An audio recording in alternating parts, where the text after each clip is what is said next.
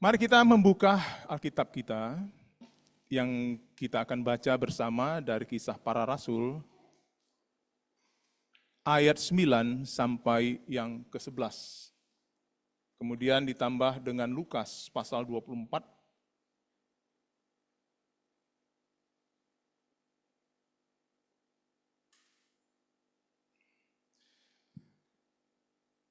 Mari kita membacanya, 1, 2, 3, Kisah Para Rasul 1 ayat 9 sampai 11. Sesudah ia mengatakan demikian, terangkatlah ia disaksikan oleh mereka, dan awan-awan menutupnya dari pandangan mereka. Ketika mereka sedang menatap ke langit, waktu itu ia naik. Tiba-tiba berdirilah 2 orang yang berpakaian putih dekat mereka, dan berkata kepada mereka, "Hai orang-orang Galilea, mengapakah kamu berdiri melihat ke langit?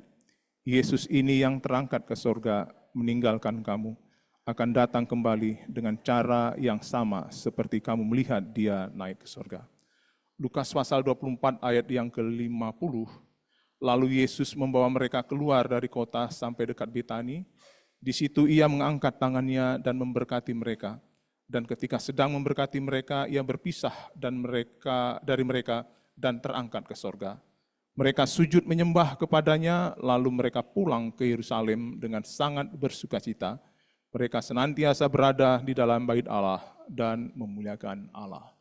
Sedemikian jauh pembacaan firman Tuhan, berbahagialah kita yang bukan hanya mendengar, tapi melakukan firman Tuhan itu siang dan malam, oleh karena firman itu hidup dan berkuasa.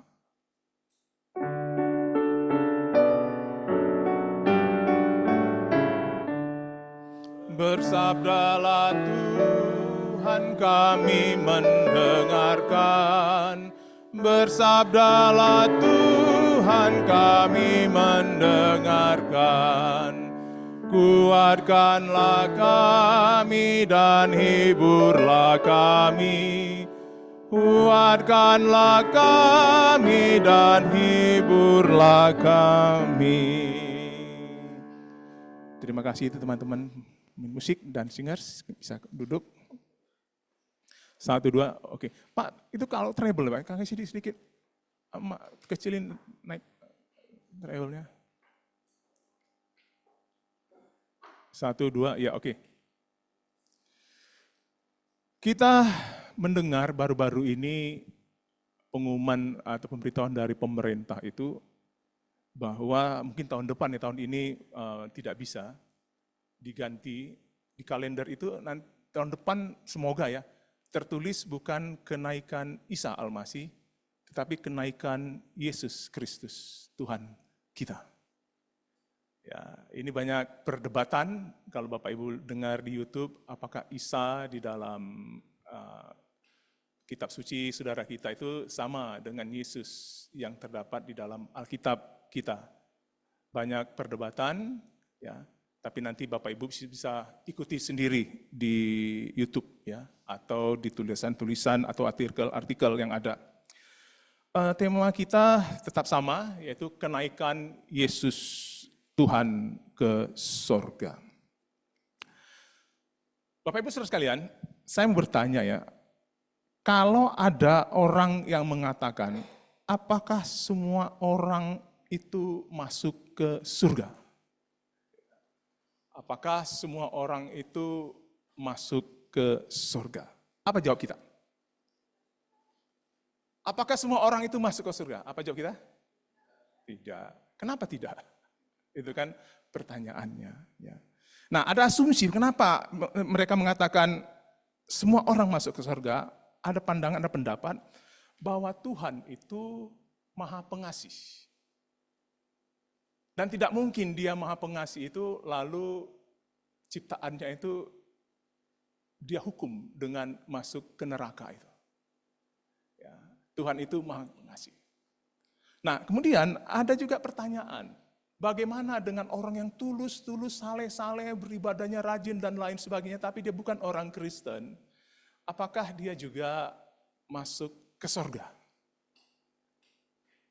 Bapak Ibu saudara sekalian, saya punya seorang, ya masih ada keluarga lah tapi jauh ya, dari pihak istri saya itu.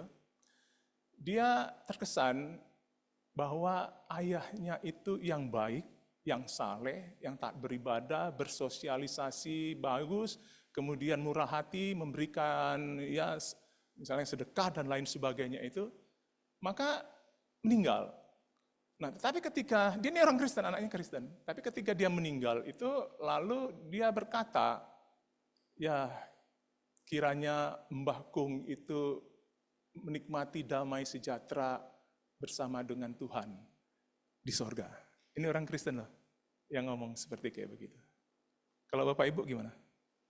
Ada ayah, ibu, kandung, dan lain sebagainya, anak ya.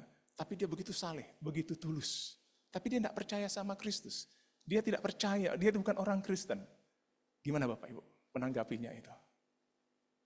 Ya. Nah, ABC ini sangat membantu menolong Bapak Ibu untuk menjawab begitu banyaknya pandangan-pandangan ya yang mengganggu akan konsep kita tentang konsep dasar-dasar iman kita tentang Kristus. Apakah semua orang masuk ke surga? Kita menjawab tadi tidak. Ya. Mengapa tidak? Oleh karena kalau pertanyaan dari banyak orang itu Allah itu pengasih, tapi dia lupa bahwa spektrum sifat Tuhan itu bukan hanya pengasih, tetapi dia Allah. Begitu banyak sifat Allah itu. Ya. Bukan hanya maha pengasih, tapi dia juga Allah yang maha adil. Memang Allah itu penuh kasih.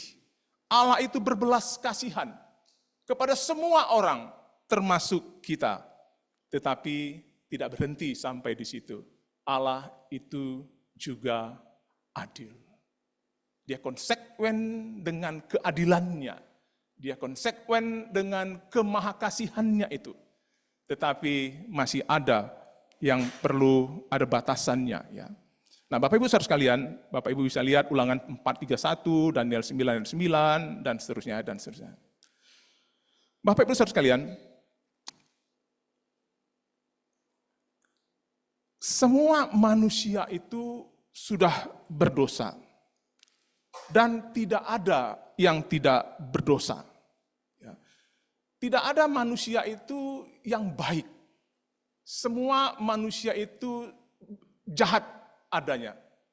Kebaikan, kesalehan, ketulusan apapun juga sudah tercemar oleh dosa. Ya. Nah, kalau kita melihat misalkan di Yeremia pasal 17 ayat 9, tertulis, hati lebih licik melebihi segala sesuatu dan tak terpulihkan. Siapakah yang dapat mengetahuinya? Kalau kita membuka Mazmur 51 ayat 5, dikatakan, sesungguhnya aku berdosa sejak aku dilahirkan. Berdosa sejak aku dikandung dari ibuku. Teman sekalian, dalam natur kita, semua kita ini naturnya telah berdosa.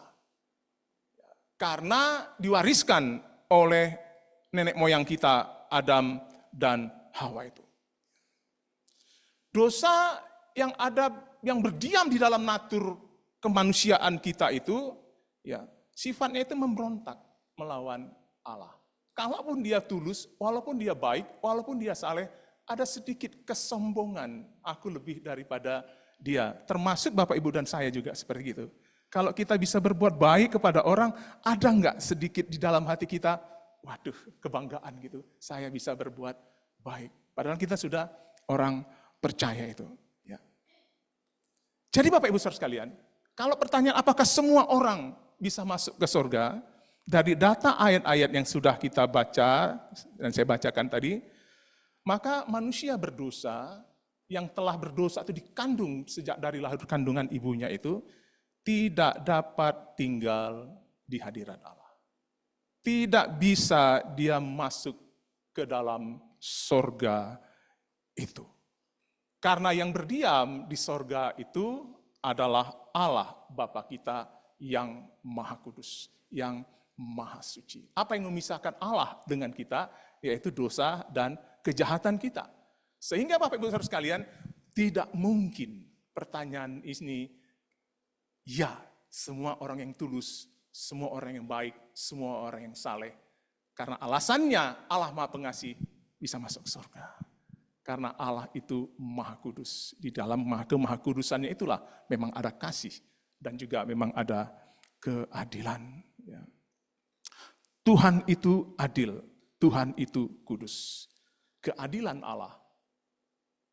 Apakah orang itu sebaik luar biasanya?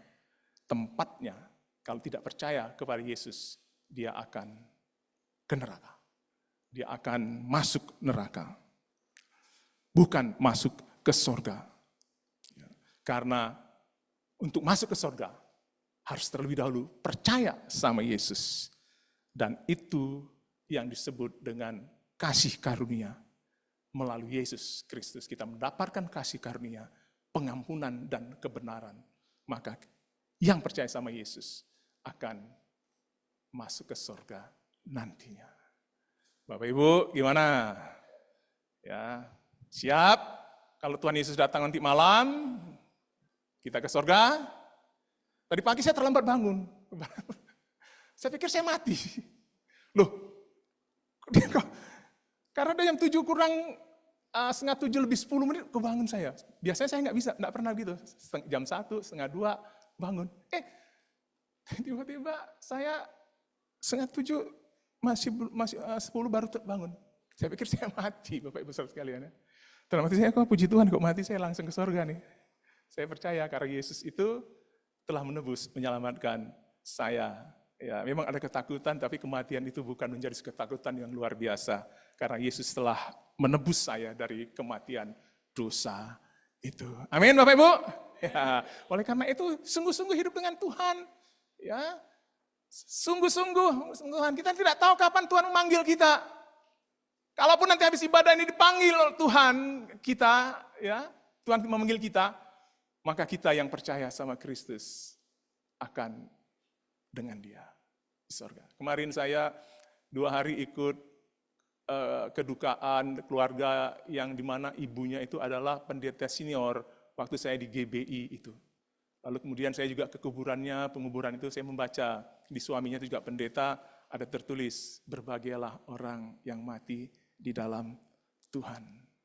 Luar biasa ya, seperti kayak begitu. Ketika saya melihat itu, enggak ada takutnya pergi ke kuburan itu. Dulu takut, sekarang enggak takut. Kenapa? Karena orang yang mati di dalam Tuhan itu menikmati kekekalan bersama dengan Tuhan. Kalau dulu Bapak Ibu, kalau waktu di Aceh itu, ya kan anak-anak itu main ya, naik sepeda. Harus lewat kuburan. Oh, saya ngebut itu Bapak Ibu. Ya kan, apalagi taman tahun-tahun 60 70-an lah Pak. Waduh, itu masih angker begitu ya. Tapi sekarang ya tidak. Ya, karena apa? Karena firman ini. Bagaimana dengan orang tulus yang baik namun bukan orang Kristen? Apakah mereka juga masuk ke surga? Bapak Ibu, tidak. Oleh karena ketulusan, kesalehan, dan apapun juga kebaikan, ya, orang tidak ketulusan tidak bisa disamakan dengan kebenaran. Kebenaran yang sempurna itulah menjadi salah satu syarat untuk orang bisa masuk ke surga itu. Tapi siapa yang kebenarannya sungguh-sungguh tidak ada cacatnya, tidak ada kurangnya? Yaitu Yesus Kristus.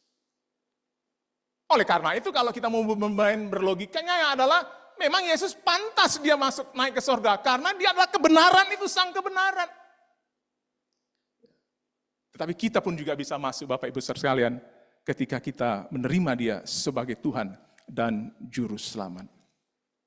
Bapak Ibu saudara sekalian, di dalam Amsal 16 ayat 25 itu mengatakan demikian. Ada jalan yang disangka orang lurus, tetapi pada ujungnya menuju maut. Artinya begini, orang banyak berpikir kalau saya tulus, saya baik, saya saleh, saya begitu orangnya bermurah hati kepada banyak orang, ia berpikir jalannya lurus, bisa ke surga. Tetapi ujungnya menuju maut. Karena memang tidak bisa untuk masuk ke surga itu dengan berpikir bahwa saya saleh, saya tulus, saya baik, saya bermurah hati, masuk ke surga. Orang Kristen kadang-kadang Bapak Ibu Saudara berpikir seperti begitu. Sehingga orang Kristen yang berpikir seperti itu, saya baik, saya saleh, saya tidak seperti orang lain. Lalu mengabaikan bergereja, mengabaikan membaca kitab suci, mengabaikan saat teduh kepada Tuhan, mengabaikan terus mempelajari firman untuk dia lebih meluas memahami siapa Tuhan itu. Karena orang Kristen itu mengatakan, saya baik, saya saleh, ya, saya tidak pelit, saya menyapa orang, tersenyum kepada orang, saya tidak pernah melukai hati orang. Terkadang orang Kristen seperti itu menjauh dari Tuhan. Karena apa? Karena tidak memahami dia diselamatkan oleh karena Kristus yang benar itu mati menggantikan dia. Bapak Ibu sekalian, tanpa Kristus sesaleh apapun juga menuju kepada kebinasaan. Oleh karena itu Billy Graham berkata, Bapak Ibu, tidak seorang pun yang masuk ke surga karena kebaikannya. Mereka yang masuk ke surga adalah yang menerima Kristus sebagai juru selamat pribadi untuk masuk ke surga. Karena apa yang dilakukannya. Tolong dihapus bukan, karena apa yang dilakukannya itu masuk ke Tuhan. Seperti itu ya. Itu Billy Graham mengatakan. Nah Bapak Ibu sekalian, Billy Graham itu salah satu ciri khasnya, dia bertobatlah kamu. Maka kamu percayalah kepada Kristus, maka kamu akan diselamatkan. Bapak Ibu sekalian, tidak ada yang baik, yang tulus perbuatan baiknya tanpa cacat, kecuali Tuhan Yesus, moralnya tanpa cacat. Oleh karena itu dia mati, disambut karyanya oleh Kristus, Allah Bapa. Allah Bapa begitu puas atas karya Tuhan di atas kayu salib. Sehingga kita yang percaya kepada dia, menerima karya Kristus yang memuaskan hati Allah Bapa. Sehingga yang percaya kepada dia, maka kita akan naik nantinya ke sorga untuk hidup bersama dengan dia. Masuk sorga bukan atas dasar prestasi. Prestasi apapun Bapak Ibu dan saya dapatkan di dalam dunia ini. Dan orang mengagum-ngaguminya, orang begitu terpesonanya, orang begitu terkesan kepada keprestasian dalam hidup kita. Tetapi kalau tidak percaya sama Yesus Kristus Tuhan, tidak akan masuk ke sorga. Karena satu-satunya jalan ke sorga itu adalah melalui aku. Ya, engkau tidak bisa datang kepada Bapa kecuali melalui aku. Apa jawab Bapak Ibu? Ketika dia datang kedua kali, Bapak Ibu yakin bahwa Bapak Ibu akan bersama dia di sorga? Tolong jawab ini Bapak Ibu ya. Jawab dalam hati Bapak Ibu Saudara dan anak-anak saya yang ada di sini. Jawab. Ini sangat penting. Ya. Kita boleh punya apa saja di dalam dunia itu enggak penting. Belum penting, belum cukup. Tapi terimalah warisan iman dari Allah kita, yaitu Yesus Kristus Tuhan. Yesus di dalam Yohanes 7:3-4b mengatakan, kamu tidak dapat datang ke tempat di mana aku berada. Dengan kriteria apapun yang dimiliki siapapun juga, tidak akan bisa naik ke sorga bersama dengan Bapa nantinya. Kalau tidak percaya sama Yesus Tuhan Allah kita. Mengapa Yesus itu penting naik ke sorga? Saya sudah singgung tadinya Bapak Ibu. Mengapa Yesus penting naik ke sorga? Nah, pertanyaan ini dijawab oleh orang skeptis, Bapak Ibu. Orang skeptis itu adalah orang yang meragukan. Tidak mau menerima dengan mudah apa adanya. Selalu meragukan. Sesuatu jika belum ada bukti yang benar-benar jelas, tidak mau percaya. Itu keraguan. Penting. Anak-anak muda, kalau ada orang cewek atau cowok datang kepadamu menyatakan cintanya, ragukan dulu. Ini filsafat. Filsafat ini di latar belakang ini daripada kemunafikan orang-orang di dalam berelasi, di dalam berinteraksi. Muncul filsafat ini keraguan. Karena dia banyak ditipu, karena nggak ragu. Nah, itu. Tetapi berbahaya ini kalau masuk di dalam hal iman. Bapak Ibu Saudara sekalian ya. Jadi tidak mau menerima dengan mudah apa adanya. Contoh dalam kitab siapa? 12 murid itu. Petrus, Yohanes? Thomas, betul. Itu seorang yang tidak mudah percaya. Sebelum aku mencucukkan jariku, melihat dia dan mencucukkan jariku itu. Ya. Tapi dia over ya. Bapak Ibu Saudara sekalian, orang skeptis ini yang penuh dengan keraguan, menganggap kenaikan Yesus itu, dia meragukan yang paling gelap. Karena setelah ia bangkit, mengapa ia pergi menghilang begitu saja? Maka orang skeptis mengatakan, alangkah lebih baiknya seperti pertanyaan para murid di dalam Kisah Rasul 1:6. Engkau tidak membangun kerajaan Israel di dunia ini? Kan itu lebih luar biasa. Dan ada yang mengatakan itu lebih baik kita dalam penginjilan karena ada buktinya. Yesus membangun kerajaan Israel. Tapi Yesus tidak mau karena itu nuansanya politis. Yesus ingin membangun kerajaan rohani, yaitu kerajaan Allah. Meragukan adanya surga. Orang skeptis ini. Oleh karena apa Bapak Ibu Saudara? Oleh karena pengetahuan belum berkembang pada waktu itu. Jadi dibuatlah cerita bahwa Yesus naik. Tapi kalau ditinjau dari segi pengetahuan, mungkinkah benda itu naik? Materi itu naik? Mungkinkah dia diangkat? Bapak Ibu Saudara sekalian, mudah jawabnya. Oleh karena ketika Yesus itu naik ke sorga, dia membawa sebagian banyak orang untuk menyaksikan dia naik. Yesus tahu kalau dia tidak membawa murid-murid yang menyaksikan kenaikannya, ini akan menjadi berita yang diragukan. Kenaikannya itu. Sama dengan kebangkitannya. Yesus bangkit 40 hari. Untuk apa? Untuk supaya orang itu tahu benar-benar bahwa dia bangkit. Nggak boleh ragu kebangkitannya itu. Nah, orang skeptis ini seperti begitulah Bapak Ibu ya. Nggak percaya, dia ragu. Karena dari sisi pengetahuan, zaman itu pengetahuannya tidak berkembang seperti sekarang ini. Bapak Ibu Saudara sekalian, mengapa pentingnya Yesus itu naik ke sorga? Oleh karena ingin memberitahu kepada kita, ada kesejajarannya antara kematian Yesus di atas kayu salib, kebangkitannya, ada kesejajaran. Jadi kelahirannya, kematiannya, kebangkitannya, dan kenaikannya itu adalah sejajar. Banyak gereja lebih menekankan pada kelahirannya, kematiannya, kebangkitannya, tetapi Bapak Ibu Saudara sekalian, agak sedikit tidak begitu luar biasanya di dalam hal kenaikannya ke sorga itu.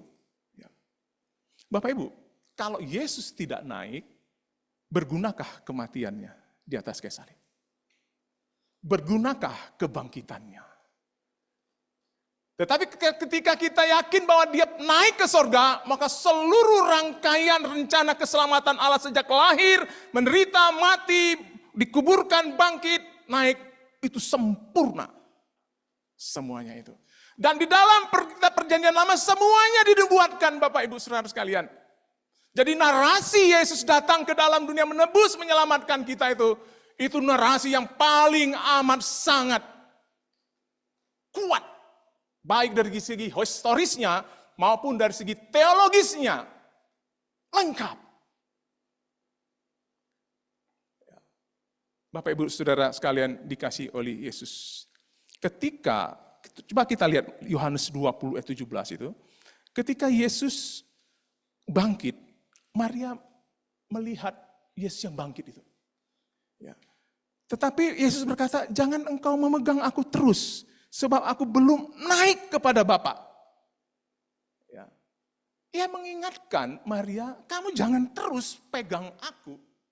Karena ada satu misi lagi yang akan aku perlihatkan kepadamu. Dan kepada semua murid-murid pada waktu itu. Yang sama derajatnya. Tidak lebih tidak kurang dengan kelahiran, kematian, kebangkitan. Yaitu ia naik ke ke sorga, Bapak Ibu saudara sekalian. Saya ketika membaca tulisan-tulisan mengenai hal ini, ada kesejajaran. Saya berkata di dalam diri saya, praise the Lord. Luar biasa, engkau dan saya boleh menerima Yesus Kristus. Itu sebuah anugerah yang sangat amat istimewa. Terbesar dalam hidupmu. Kalau engkau dan saya tidak menyambut dia dan mengasihi dia dengan segenap hati dan jiwamu, ya, Yesus menangis di sorga sana. Kenapa anakku yang sudah begitu luar biasa aku mengorbankan dirinya, dia tidak menghargai pengorbananku. Dia masih bermain-main. Ketika ibadah HP untuk lihat YouTube, HP untuk membalas WA dan lain sebagainya. Oh Bapak Ibu, hanya 1,5 jam saya dan Bapak Ibu beribadah. Kalau Bapak Ibu melihat saya, kalau ibadah itu lihat-lihat HP, itu saya di dalam tab saya itu banyak tafsiran dan kitab-kitab apa begitu. Saya misalkan Pak Agus berkhotbah, aduh saya kalau nikmat ini ya, apa yang Pak Agus saya melihat kedalamannya lebih di dalam tafsiran itu. Ya, oh ini yang dimaksud Pak Agus seperti kayak gitu. Ya. Bapak Ibu saudara sekalian, ayo kita mengasihi Tuhan dengan segenap hati. Ia sudah sempurna mengerjakan penebusan kita. Ia mati, ia dikuburkan, dia bangkit dan naik ke sorga. Untuk menunjukkan bahwa apa yang dia kerjakan sah di hadapan Bapa. Tugasnya sudah selesai.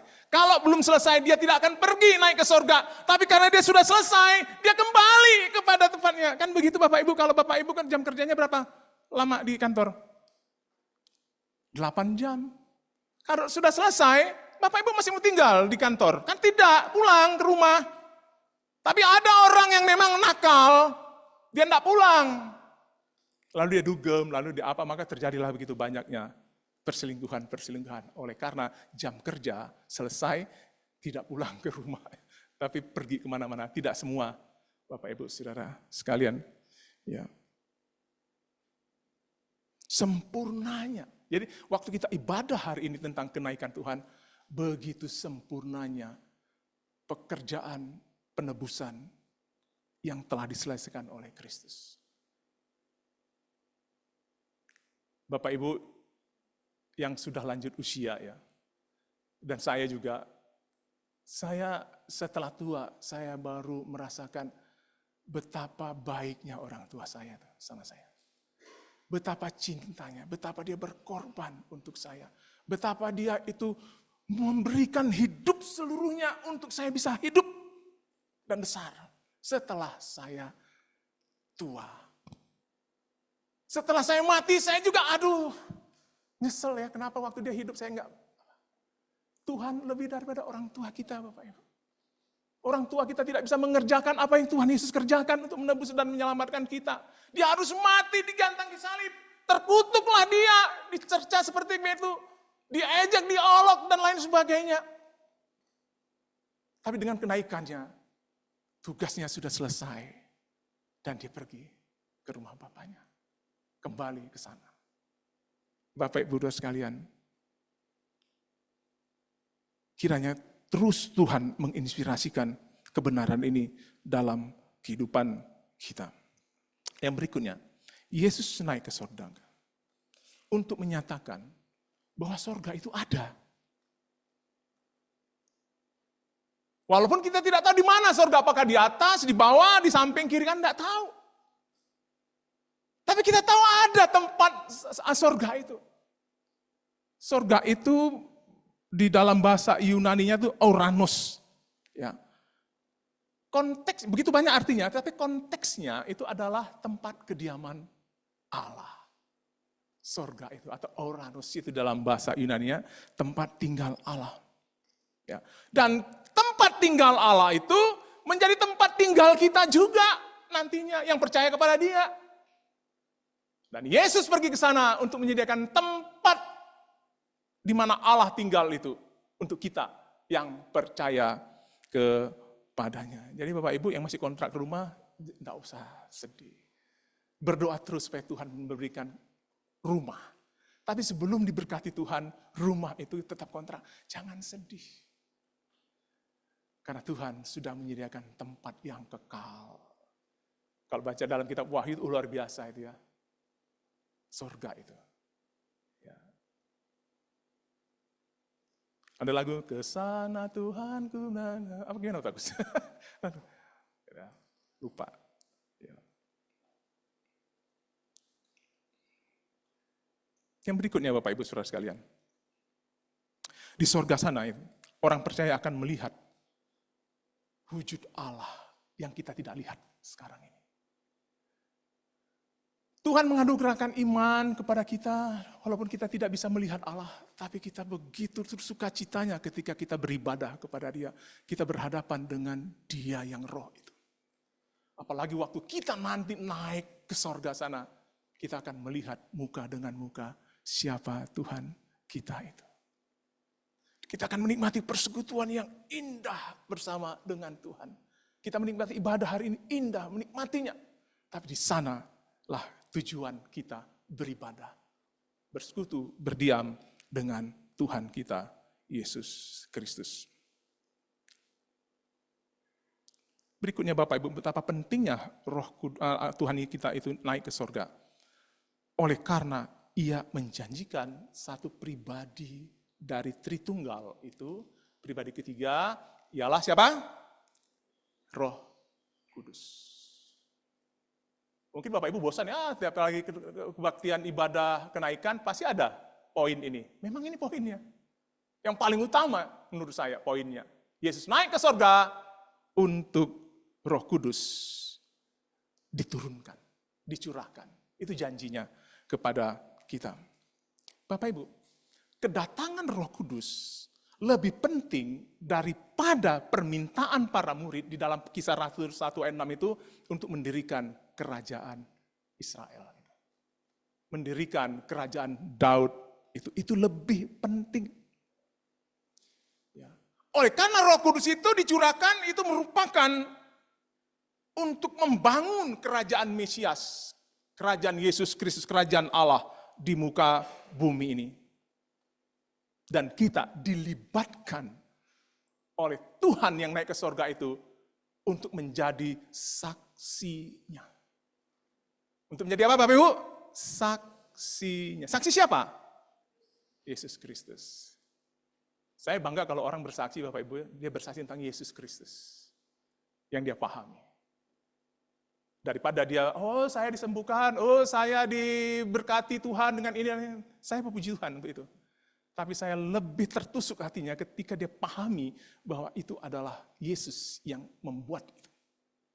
Kata Yesus itu Bapak. Ya. Dia mau melibatkan kita menjadi saksi Kristus yang bangkit dari kematian, yang naik ke sorga. Dia mau menjadi mitra, kita dijadikan mitranya untuk menjadi saksi Kristus.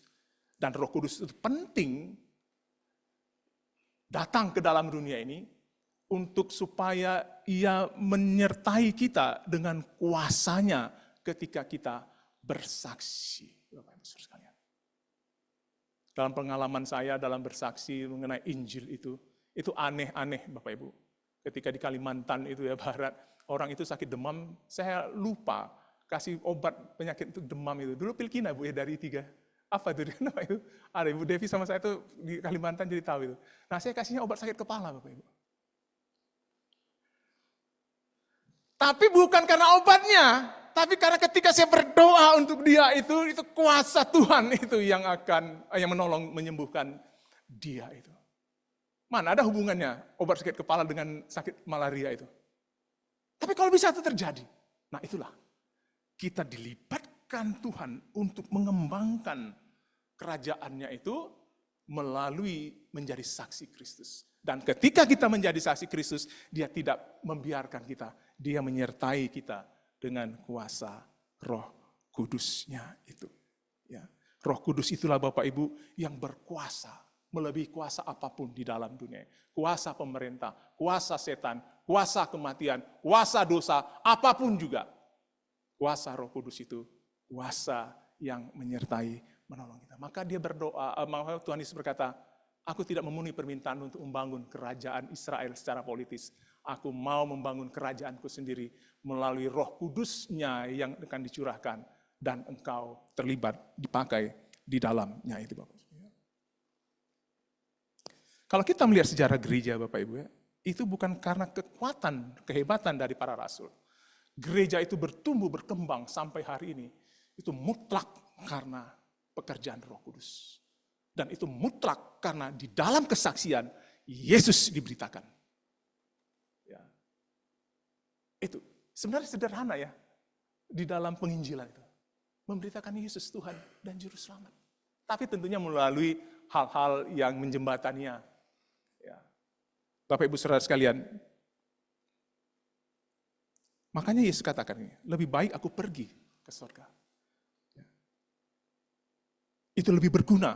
Jika aku tidak pergi, penghibur itu tidak akan datang kepadamu. Tapi jika aku pergi, aku akan mengutus dia kepadamu.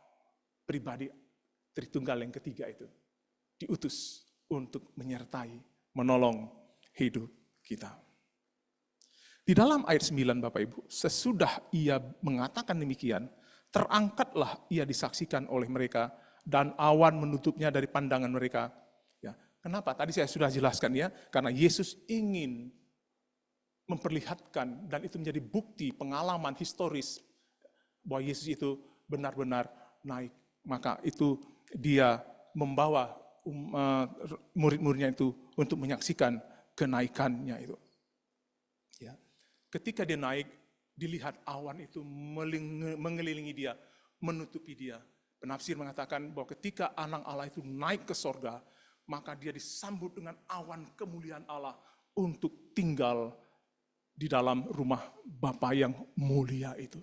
Jadi kita melihat kenaikan Yesus yang diselumuti, dikelilingi oleh awan itu menunjukkan bahwa dia yang naik ke sorga itu, dia adalah Allah yang maha mulia, Allah yang maha suci, Allah yang berkuasa atas segala sesuatu di dalam dunia ini. Ketika Yesus naik ke sorga Bapak Ibu, dia tetap mengenakan tubuh kelahirannya itu. Tubuh manusianya itu. Tubuh yang tersalib, yang tercabik-cabik. Tubuh yang sama yang dikuburkan. Tubuh yang sama pada waktu bangkit. Tubuh yang sama ketika dia naik ke sorga, maka tubuh itu juga. Tubuh yang di dalamnya itu ada natur Allah dan di dalamnya itu ada natur manusianya. Itu Bapak Ibu Saudara sekalian. Ya. Dia duduk di samping kanan Allah Bapa, tetap mengenakan tubuh yang bangkit, tubuh yang tersalib itu, tubuh yang lahir. Ketika dia datang lagi, maka tubuh yang sama pun juga menjemput kita Bapak Ibu Saudara sekalian. Maka ada lagu, Yesus kau kawan sejati. Karena dia memang tidak meninggalkan kemanusiaannya dan keilahiannya itu. Bapak Ibu Saudara sekalian, untuk menyingkatkan, ini banyak nih materinya Bapak Ibu ya. Ketika dia naik, dia meninggalkan keterbatasannya. Dia meninggalkan perendahan dirinya itu. Ketika dia naik, dia menunjukkan, dia dulu direndahkan, dihina, ditolak, dicaci maki. Dia menyatakan, aku ini adalah Tuhan. Aku ini adalah Allah. Ya. Bapak Ibu Saudara sekalian, oleh sebab itu, dia menjadi imam bagi kita di sorga. Dia turut merasakan apa yang kita rasakan.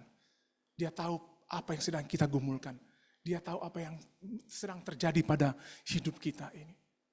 Ya, dengan dia naik ke sorga, dia tidak meninggalkan kita Bapak Ibu, tapi dia beserta kita. Dia menyertai kita, dia tahu siapa kita.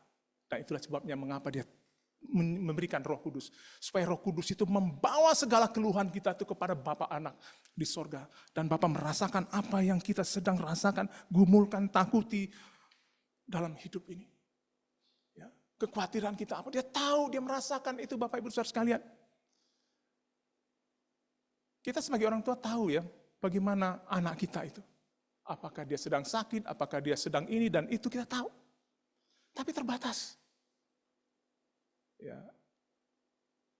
Kemarin Ibu Retno, saya dengar lagi ngobrol-ngobrol dengan kepala sekolahnya dengan putranya yang paling mantap itu ya. Ya biasalah anak-anak Bapak Ibu ya.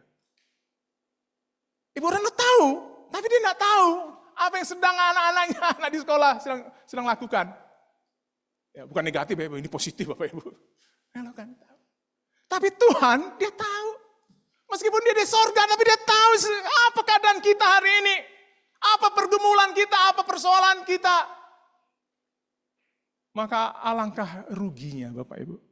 Ketika semua pergumulan itu datang kepada kita, kita tidak datang kepada dia. Mencurahkan isi hati kita. Meminta Tuhan, tolong saya, bisnis saya begini Tuhan. Hidup rumah tangga saya begini Tuhan. Anak-anak saya begini Tuhan. Keuangan saya begini Tuhan. Dia tahu. Ya. Mari kita bawa itu semua kepada Tuhan. Karena dia berkuasa untuk menolong hidup kita ini. Dia menjadi imam agung yang besar. Dia mendoakan kita. Dia merasakan kelemahan kita. Dia raja, imam, yang agung, yang sedang bertahta memerintah dunia ini. Kiranya melalui kelahiran, melalui kenaikan Tuhan Yesus yang kita rayakan dalam ibadah, kita semakin mencintai Tuhan. Kita semakin mengasihi Tuhan. Ya. Tidak ada yang lain yang kita cintai lebih daripada segala Tuhan yang kita cintai. Tidak rugi mencintai Tuhan, mengasihi Tuhan. Justru penuh banyak berkat-berkat kehidupan di dalam kehidupan kita ini. Tidak ada yang sebanding dengan kasih Tuhan kepada kita. Siapapun orangnya. Mungkin kita menganggap orang itu paling luar biasa. Tapi tidak seperti luar biasanya Kristus mengasihi, mencintai kita, menolong kita, memberkati kita. Di dalam kenaikannya kita harus sadar dia tetap Allah yang hadir, menyertai, dan menolong hidup kita ini.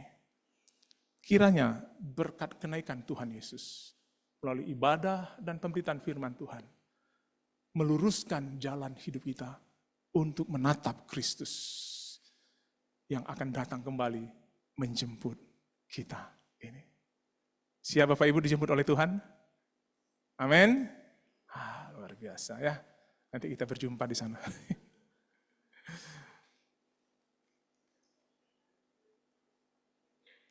Bang Leo, tolong Bang Leo. Ya, karena kita kan libur hari ini ya. Kita ibadahnya panjang-panjang aja Pak Agus ya. Lebih baik satu hari di rumah Tuhan daripada bersama cucu dan anak-anak dan apa semua gitu ya. Bersama pacar, bersama apa begitu. Ya, bersama pekerjaan dan lain sebagainya. Lebih baik bukan. Semua baik, semua baik. Tolong slide-nya. Apa lagunya bisa?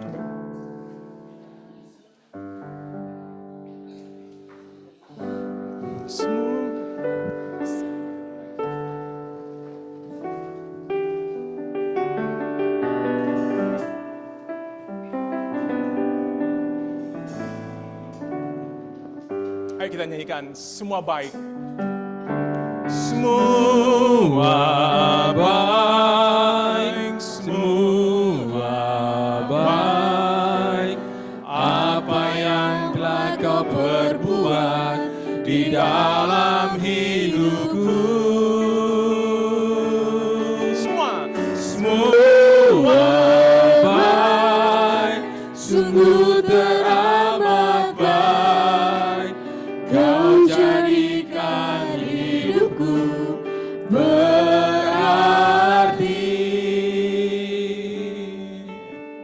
Baiknya dari semula telah kau tetapkan hidupku dalam tanganmu, dalam rencanamu Tuhan. Rencana indah telah kau siapkan bagi masa depanku yang penuh harapan.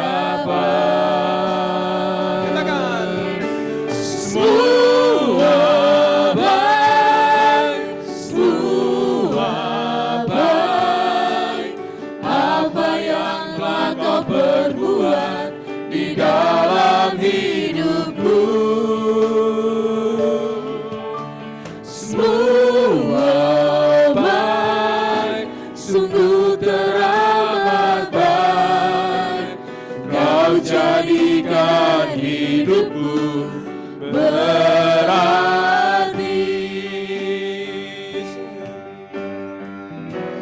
Semua baik. Semua baik, semua baik. Apa yang telah kau perbuat di dalam hidupku. Semua baik, sungguh teramat baik. Kau jadikan hidupku berarti. Bapa di sorga, terima kasih untuk karya-Mu, untuk kami anak-anak-Mu. Semuanya sangat amat baik. Kebaikan-Mu itulah yang sekarang kami nikmati ya Tuhan Yesus. Dan terus kiranya Engkau menolong kami untuk bersekutu dengan Tuhan, untuk mencari Tuhan, untuk bergantung hidup kepada Tuhan. Terima kasih Engkau tempatkan kami di bumi ini untuk menikmati hidup. Dengan begitu banyak penderitaan dan kesusahannya dan kesulitannya. Untuk membawa kami kepada sebuah pengalaman dan pengertian bahwa Yesus itu baik di dalam kehidupan kami. Kau tidak pernah meninggalkan kami. Kau selalu beserta dengan kami. Menemani kami, menjaga, melindungi kami. Meskipun kami di dunia yang kacau balau ini. Tolonglah Tuhan, supaya kami tidak lari daripada tatapan mata-Mu kepada kami dari sorga-Mu itu. Dan bawalah kami untuk melihat dengan iman Kristus, Gembala yang baik itu di dalam hidup kami ini. Kami berdoa ya Tuhan, di dalam gereja-Mu ini semua kami merindukan, kami dipakai oleh Tuhan untuk membawa kabar baik kepada jiwa-jiwa yang belum mengenal Kristus. Supaya melalui pemberitaan Injil dan kesaksian hidup kami, banyak orang dituntun Tuhan datang kepadamu. Banyak orang pilihan-Mu ya Tuhan yang masih ada di sekitar kami. Kami tidak tahu. Itulah tugas kami untuk mewartakan kabar baik Tuhan. Pakailah gereja-Mu ini Tuhan Yesus di tengah-tengah masyarakat kami. Melalui kesaksian hidup dan pelayanan kami. Banyak orang datang kepada Kristus. Kami berdoa untuk sekolah-Mu, PAUD, Tunas Alitia yang ada di gereja-Mu ini Tuhan. Kami mohon Tuhan, biarlah tahun ajaran baru ini, Tuhan anugerahkan 30 anak bisa bersekolah di tempat kami ini Tuhan. Kami siap menyambut anak-anak ini untuk kami ajar, untuk kami bina, untuk kami arahkan hati dan pikirannya ke masa depan di mana Kristus ada ya. Kami berdoa untuk para guru PAUD, Tuhan tolong, Tuhan memberkati. Tuhan kiranya juga berdoa untuk jemaat-Mu yang mengalami pergumulan demi pergumulan hidup. Apakah kesehatan, masalah kesehatan, masalah hubungan antar suami istri, pergumulan dengan ekonomi, pergumulan untuk sekolah yang akan datang ya Tuhan, kami masih membutuhkan begitu banyaknya biaya. Tuhan kami serahkan kepadamu semua pergumulan kami ini. Dan tolonglah kami juga untuk bagaimana bisa mendapatkannya dengan pertolongan. Berdoa untuk ABC besok Tuhan, kiranya Engkau menolong memberkati biar semua kami, baik itu PHJ hamba Tuhan, mau belajar duduk bersama. Supaya kami lebih mendalami hakikat iman, substansi iman yang agung itu di dalam Kristus. Kami berdoa Tuhan, supaya Engkau memberkati yang mengajar pada besok hari di ABC. Berdoa juga untuk penyiaran anak minggu depan, Tuhan menolong, Tuhan memberkati, supaya kedua orang tua yang menyerahkan anaknya, sungguh di dalam waktu-waktu ini Tuhan, mereka duduk diam di kaki Tuhan, untuk bersyukur, berterima kasih, meminta pertolongan dan hikmat Tuhan, bagi nantinya mereka membangun kehidupan anak yang takut akan Tuhan. Inilah doa sembahyang kami ya Tuhan, kami juga tidak lupa untuk bangsa dan negara ini, Tuhan juga menolong, Tuhan memberkati. Pasti juga Tuhan banyak kesulitan-kesulitan, tapi Tuhan memberikan hikmat memimpin dan membangun Indonesia menuju ke arah yang lebih baik. Dalam Yesus Tuhan yang telah mengajar kita berdoa. Bapa kami yang di sorga, dikuduskanlah namamu, datanglah kerajaan, jadilah kehendak-mu di bumi seperti di sorga. Berikanlah kami pada hari makanan kami secukupnya, dan ampunilah kami akan kesalahan kami. Seperti kami juga mengampuni orang yang bersalah kepada kami. Dan janganlah membawa kami ke dalam pencobaan, tapi lepaskanlah kami daripada yang jahat, karena Engkau-lah yang punya kerajaan dan kuasa dan kemuliaan sampai selama-lamanya. Amin.